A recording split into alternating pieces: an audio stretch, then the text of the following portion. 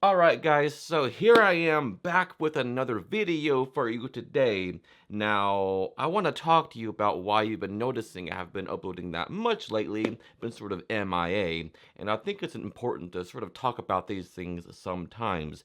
I've been going through some mental health issues, which I'll be honest, was stemming from entirely 100% from the magic community.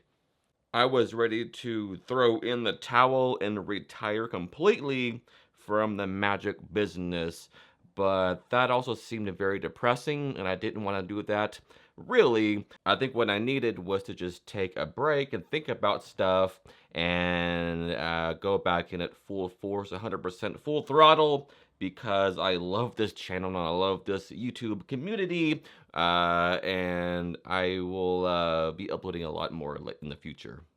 I'll just say this. In any sort of entertainment business, whether it be the music industry or the magic industry, whatever, you will meet some people here and there that will be your friend. You think these people are your friends. Turns out, usually, most of the time, they're not. And I had to go through that. I had to learn it the hard way.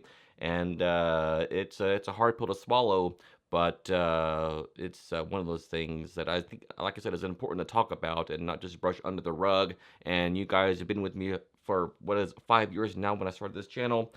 Excuse me. And yeah, I just want to be as vocal as possible and let you get to know me for who I am and what I'm going through, and because you guys are my friends. Anyway, in this video, I'm going to show you 3 different ways you can do the dribble force. Now, the dribble force, the standard way to do it, is probably my favorite force of all time. Now, it did take me quite a bit of practice to be able to do that force consistently, because it is kind of a hard force to do. It's kind of technically demanding. But it's definitely worth the practice and the time you put into it, because I think it's one of the best forces that you can do. But if you're struggling with it like I was, here are some alternatives that uses really no sleight of hand at all. Let's get into it.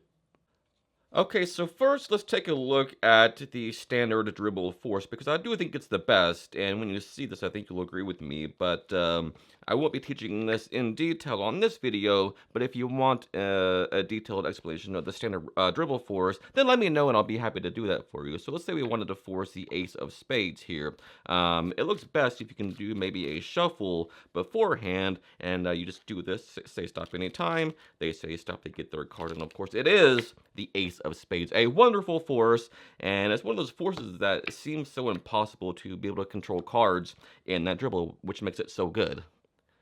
So, instead of doing it that way, here are some alternatives to make your life easier. Alright, so the first one is sort of an illogical one, but it's still going to force the top card here. So let's say we wanted to force this card on somebody, and this is what it looks like. So they say stop anytime, maybe right here they get their card, and it is the ace of spades.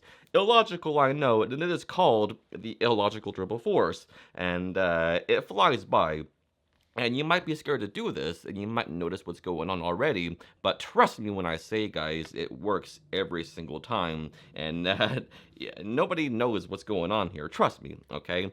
A magician would, but not a layman. So the force card is on top of the deck, and what you're going to do here is start dribbling on the table like this, and have them say stop anytime. And now once they do, you're going to transfer this top part into your other hand in the dither's grip like this, which still has the force card on top, okay? So once again, you start dribbling on the table like this. They say stop, you put this into your hand. Now, at this point, it's going to sort of simulate you just taking that card there, right? But what really happens, of course, is that you turn your wrist like this and just thumb that card off, that top card off, right? And then, immediately after that, put it back in the middle grip and dribble these onto the rest, so it's like an even flow of cards throughout.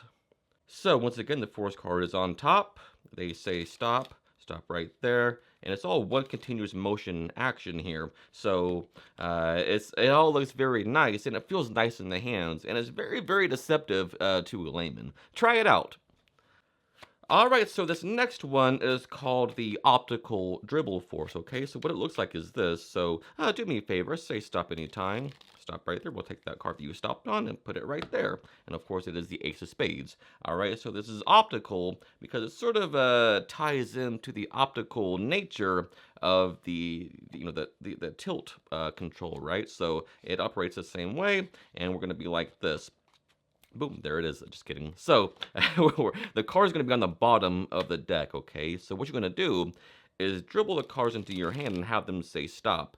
It's going to look like you simply rest the deck on here like this and take this card with your finger, right? But what really happens is you take the bottom card with your thumb, but what sells this is you go in with the pincers like this, acting like you're going to grab that card like this, but what you need to do is grab the bottom card with your thumb like this, but that index finger pull, like you're going to take it, is very important as well. All right, so from the front, taking that bottom card, going in there, really like making it look like you're going to go in there, and you just take the bottom card.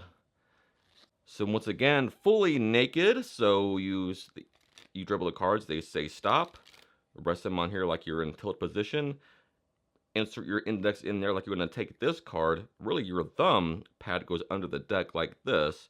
Grab that bottom card as if taking this one, and really put your finger on there. That way, you get one of these, so it looks like, cards are coming out with this a little bit, and that's the optical dribble force. So this next one is well, I'll just show it to you, okay? So, do me a favor, let's see, how about we do it this way? Say stop anytime. Right there. We'll get back to that here in a moment. Now, wouldn't you agree it would be impossible to get a good card for a game like the Ace of Spades from where you just said stop? We'll put that card right there. That could have been the 9. That could have been the, another 9, Jack. All different cards you could have chose from. But you said stop on one card in particular, which happens to be the Ace of Spades. All right, so as you can see, that was sort of a dribble force slash cross-cut force combo. And I was just saying that stuff for the time delay or the time misdirection for you. Alright, so it probably didn't fool you, but trust me, laymen, they just have no idea what's going on behind these things. And it's one of those workhorse things that you can get past them any time, okay? So force card is on the bottom of the deck, or it can be on top, whichever you choose. But anyway, you're going to dribble the cards and have them say stop anytime. Now, once they do, sort of do this tap thing like this, or sort of tap the side like this. It gives motivation to square the deck, but also a slight, I don't know, like a clouding action, and they forget which is the top, which is the bottom, especially when you do the cross-cut force configuration like this, and you talk for a minute, blah, blah, blah, and then you just take the card, and do this convincer here, where you could have had any card, blah, blah, blah, and it's right there. So once again, what you're doing here is when you dribble the cards and they say stop, simply just tap the side like this and put the top half on the table, followed by the bottom half. So you just cut the deck pretty much. But to them, if they said stop anytime, boom, right there, that's where, that looks like the middle of the deck where they said stop in the dribble, right? So all of these forces look so impossible, like there's no way you could have possibly controlled any cards in that chaotic dribble, right? That's what makes the dribble force so good. But at the end of the day, these three forces are very, very good, but I always recommend the standard way to do it, the sleight of hand version of the dribble force, and it's definitely worth the practice you put into it. And like I said earlier, if you want to see a detailed video of that, please let me know, and I will be glad to do it for you guys.